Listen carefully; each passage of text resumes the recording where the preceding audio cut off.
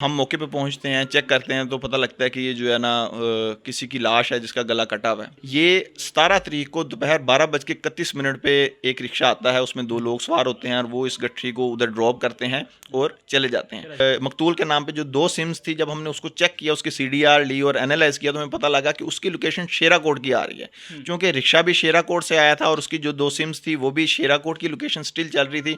तो हमें ये शक हुआ कि या तो ये इसकी बीवी के पास चल रही है या इसकी कोई गर्लफ्रेंड हो सकती है। और जो दूसरी बात है इसके चेहरा जलाने वाली, तो वो ये थी कि चेहरा इसी वजह से जलाया गया कि अगर ये चेहरा ना जलाते और इसी तरह फेंक देते तो हो सकता है उसकी आइडेंटिटी ईजिली हो जाती। बिस्मिल्लाहिर्रहमानिर्रहीम, अस्सलाम वालेकुम नाज़रीन, आपका मेज़बान ज़िशार अलवानी आपकी खिदमत पे हाजिर और आप देख रहे हैं पायनियर वर्ल्ड न्यूज़। नाज़रीन, कुछ रोज़ पहले मुल्तान रोड से एक बंद बोरी डेड बॉडी मिलती है, जिस पर जो है इन्वेस्टिगेशन इंचार्ज मिल्लत पार्क जनाब हसनैन साहब को एक कॉल मसूल होती है कि ये यहाँ पर एक वाक़या रूनुमा हुआ है। इस मामले में आखिर हकीकत क्या है, कहानी क्या थी? हसनैन साहब हमारे साथ मौजूद हैं, इन्वेस्टिगेशन इंचार्ज, उनसे बात करते हैं। अस्सलाम वालेकुम। वालेकुम सलाम। कैसे हैं सर? शुक्र अल्लाह का। सर, मुझे बताएं कि एक अनजाने में एक डेड बॉडी मिलती है आपको, और वो भी बंद बोरी लाश। ये मामला हुआ कैसे? आपने कैसे तहकीक की और फिर इसमें कितने मुलज़िम मुलव्वस थे? आपने कैसे उनको जो है कवर किया? अच्छा जी, हमें 18 तारीख को जो है वो एक कॉल मसूल होती है, 15 की कॉल, और उसमें वो बताते हैं कि मुल्तान रोड पे ग्रैंड बैटरी स्टॉप के पास जो है वो एक जो है ना बंद बोरी लाश या गठरी में जिसे कहते हैं, कपड़ों में बंधी हुई जो है ना कुछ चीज़ है। तो हम मौके पे पहुंचते हैं, चेक करते हैं तो पता लगता है कि ये जो है ना किसी की लाश है जिसका गला कटा हुआ है। हम फोरेंसिक साइंस एजेंसी को बुलाते हैं और देन वो सारे जो है ना शवाहद इकट्ठे करते हैं। इसके अलावा हमारी क्राइम सीन यूनिट टीम है, वो भी आती है, वो भी पिक्चर्स वगैरह लेती है, उसके फिंगरप्रिंट लेती है। और उसके बाद हमें सबसे पहले जो स्टेप ये था कि हमें पता चल सके कि ये जो लाश है, चूँकि इधर का वकूआ नहीं है तो कहीं और इलाके में ये जो है इंसिडेंट हुआ है और किसी ने लाश जो है वो इधर ड्रॉप कर दी है। ठीक है, मतलब तो अपना एरिया जो है वो चेंज किया है। एरिया चेंज किया है। तो उसके बाद हम चेक करते हैं, लोकल कैमरा चेक करते हैं, इर्द गिर्द के लोगों से इन्वेस्टिगेशन करते हैं, इन्फॉर्मेशन कलेक्ट करते हैं। तो हमें पता लगता है कि ये जो लाश है, जब सेफ सिटी के कैमरे चेक करते हैं तो पता लगता है कि जो ये लाश है, ये 17 तारीख को दोपहर 12:31 पे एक रिक्शा आता है, उसमें 2 लोग सवार होते हैं और वो इस गठरी को उधर ड्रॉप करते हैं और चले जाते हैं। तो हम जब सेफ सिटी के कैमरों से और लोकल कैमरा से हेल्प लेते हैं तो हमें पता लगता है कि वो रिक्शा जो है वो यतीम खाना चौक से होते हुए जो है शेरा कोट की तरफ जाता है और शेरा कोट की किसी आबादी में वो मिसप्लेस हो जाता है, क्योंकि वो बाबू साहबू के कैमरे में हमें नज़र नहीं आता।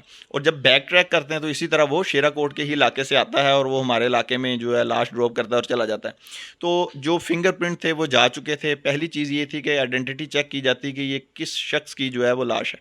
इसके अलावा दूसरी जो हम इन्वेस्टिगेशन साथ साथ हमने स्टार्ट रखी, और उसके बाद हमें जब पता लगा कि ये जो लाश है वो अजमत तारक या नादरा से हमें जो फिंगरप्रिंट मैच होकर मसूल हो गए, तो उसके बाद हमने जो फर्स्ट इंस्टांस पे जो मकतूल था अजमत तारक, उसकी बेसिकली ID कार्ड से वर्सेस निकलवाया और उसकी फैमिली ट्री निकलवाई और उसके जो ID कार्ड के अगेंस्ट हमने सिम्स चेक की। अच्छा, जिस वक्त आपको डेड पार्टी मिली है, ज़ाहिर है कि ये यकीनन उसकी शनाख्त नहीं हो पा रही थी। जी जी, उसके बाद फिर आपने नादरा से जो है कोऑर्डिनेट किया। बिल्कुल। हमने फिंगरप्रिंट जो उसके लिए और वो हमने नादरा को भेज दिए। नादरा ने अपने सिस्टम से उसे ट्रेस किया और बता दिया कि ये अजमत तारक की लाश है। उसके बाद हमने जब अजमत तारक की जो है ID कार्ड के अगेंस्ट सिम्स चेक की तो वो 4 सिम्स जोन सी हैं उसके नाम पे निकली। जो 2 सिम्स थी वो वही यूज़ कर रहा था, बिकॉज उसकी जो लोकेशन थी वो मूविंग थी, सियालकोट, नारोवाल, जिधर का वो रायशी था, वो लाहौर की थी। अच्छा हसनैन साहब, मतलब है कि जिस वक्त नादरा ने उनकी मतलब एक शनाख्त की, उसके बाद ये केस आगे की तरफ मूव हुआ। बिल्कुल। उसके बाद ये हमने जब इसके जो मकतूल के नाम पे जो 2 सिम्स थी, जब हमने उसको चेक किया, उसकी CDR ली और एनालाइज किया तो हमें पता लगा कि उसकी लोकेशन शेराकोट की आ रही है, क्योंकि रिक्शा भी शेराकोट से आया था और उसकी जो 2 सिम्स थी वो भी शेराकोट की लोकेशन स्टिल चल रही थी। तो हमें ये शक हुआ कि या तो ये इसकी बीवी के पास चल रही है या इसकी कोई गर्लफ्रेंड हो सकती है जिसके पास ये सिम्स चल रही हों, और रिक्शा भी चूंकि उधर से आया था तो हमारे 70-80% चांस ये थे कि भी शेराकोट में ये इंसिडेंट हुआ है और उधर से ये लाश हमारे पास हमारे इलाका थाना में जो है कोई ड्रॉप करके चला गया। उसके बाद हम जब लवाहकीन से रब्ता करते हैं, उन्हें बुलाते हैं, तो वो हमें ये जो हमारा शक शक होता है उसे यकीन में बदल देते हैं। वो ये बताते हैं कि शेरा कोट में जो है इसकी शादी हुई थी अपनी फुप्पो के घर, बिकॉज आपस में ये जो है वो रिश्तेदार थे। और उन्होंने बताया कि 14 तारीख को जो अजमत है वो अपना सारा सामान लेके जो है वो शेरा कोट अपनी बीवी के पास चला गया था। तो फिर जब हमने मज़ीद इंक्वायर किया तो हमें ये 100% श्योर हो गया कि ये जो इंसिडेंट है शेरा कोट में उसी घर में हुआ है जहाँ पे वो गया था। लेकिन हमने फिर ये कोशिश की कि हमने पूछा कि कौन कौन लोग उधर रहते हैं। उन्होंने बताया कि उसके 2 भाई हैं और एक जवेद मसीह है जो कि मशकूक करदार था। वो उनके लवाकिन ने भी बताया कि जो जवेद मसीह है ये सारा करता रहता था उस घर का, जो वो कहता था और वो लोग जो है ना मानते थे इसकी बात। कौन था ये जवेद मसीह जो है ये इनका रिश्तेदार नहीं था, इनके साथ इसका कोई रिश्ता नहीं था, बल्कि ये इनका मुंह बोला भाई बना हुआ था। लेकिन इसके बेसिकली ताल्लुकात थे जो है ना उनके मकतूल की बीवी के साथ भी इसके ताल्लुकात थे। इसके अलावा भी मकतूल की बीवी के डिफरेंट लोगों से राब्ते थे, गैर मर्द अफराद से ये ताल्लुक़ में थी। क्योंकि जब हमने इसकी CDR निकलवाई और एनालाइज किया तो बेशुमार लोग जो हैं वो सामने आए कि जो है जिनके साथ ये लंबी लंबी कॉल्स थी उसकी। हसनैन साहब मुझे बताया कि जब आपने इन्वेस्टिगेशन की और मकतूल की बीवी से जब पूछा तो उसने क्या बताया कि जवेद मसीह के साथ उसके कब से तल्लक थे?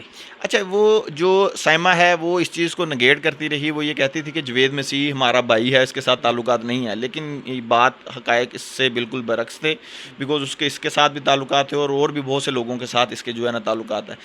इसी को बेस बना के वो बेसिकली अजमत के साथ नहीं रहना चाहती थी। तो इसने प्लान किया, अपने घर वालों को इमोशनल ब्लैकमेल किया, भाइयों को, और जवेद के साथ मिलकर इन्होंने प्लान बना लिया कि हम जो है अजमत को वो रास्ते से हटा देंगे और इसको कत्ल कर देंगे। मतलब है कि जवेद के साथ ताल्लुकात की वजह से उसने अजमत को कत्ल करवाया। बिल्कुल। अच्छा, इस कत्ल में कितने लोग मुलव्वस हैं और फिर उसके बाद जब आपने तहकीकात का सिलसिला आगे बढ़ाया तो कितने मुल्ज़िम इसमें जो है वो ट्रेस हुए? अच्छा, इसमें कत्ल में टोटल 4 मुल्ज़मान हैं, जिसमें एक साइमा उसकी मकतूल की बीवी, 2 जो है मकतूल के साले और साइमा के जो 2 भाई हैं, और एक जवेद मसीह, ये मुलव्वस हैं।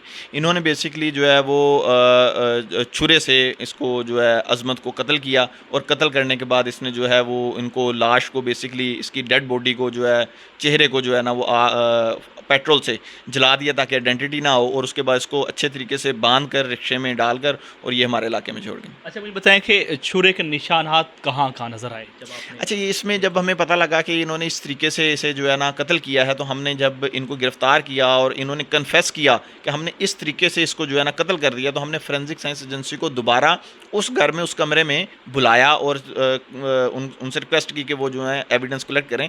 तो उस कमरे से भी बेसिकली जो खून के निशानात थे वो हमें मिल चुके थे, और जो छुरा है ज़ाहिर सी बात है वो उसके ऊपर भी धुल भी जाए लेकिन इतनी सफाई से नहीं धुलता, तो उसके ऊपर भी जो है ब्लड के निशान लाजमी होंगे।